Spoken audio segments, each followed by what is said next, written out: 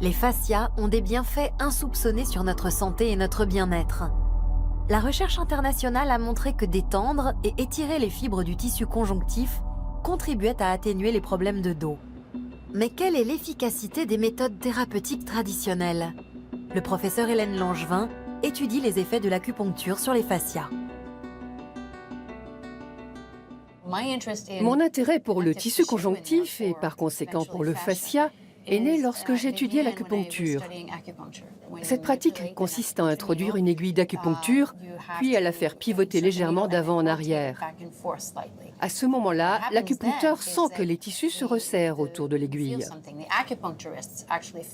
C'est ce qui a suscité mon intérêt. Cela est-il important dans le mécanisme de l'acupuncture? Cette question n'avait encore jamais été étudiée. La résistance à l'aiguille au moment de son introduction et de son retrait relève-t-elle de la simple sensation ou correspond-elle à une véritable réaction dans le tissu conjonctif?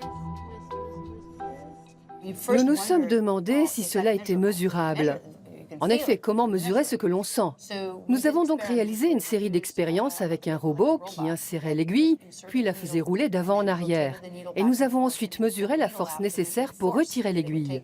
Si le tissu saisissait réellement l'aiguille, la force nécessaire pour la retirer devait être supérieure à celle de l'introduction. C'est ce que nous avons démontré. Il suffit que l'aiguille soit introduite puis retirée pour que le collagène s'enroule autour d'elle, à la manière de spaghettis autour d'une fourchette. La sensation de résistance bien connue des acupuncteurs a désormais un fondement scientifique. Plus surprenant encore, des fibroblastes éloignés de plusieurs centimètres réagissent à l'aiguille. Un effet visible à l'examen échographique. Mais que déclenche précisément l'aiguille d'acupuncture dans les fascias? Et le mécanisme à l'œuvre avec les fascias et les fibroblastes pourrait-il expliquer l'effet antalgique de l'acupuncture? Les fibroblastes, ceux autour de l'aiguille comme ceux présents dans un périmètre de plusieurs centimètres, se déploient. Ils réagissent, ils relâchent le tissu. Un autre phénomène nous intéresse, la libération d'une substance baptisée ATP. L'ATP est une molécule de signalisation.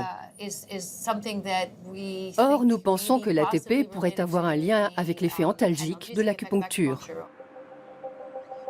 Si les fascias sont sensibles à l'activité physique et aux étirements, le professeur Langevin a pu démontrer que l'acupuncture aussi pouvait contribuer à détendre les tissus et même apparemment soulager la douleur. La recherche moderne confirme ainsi le bien fondé d'une méthode thérapeutique ancestrale.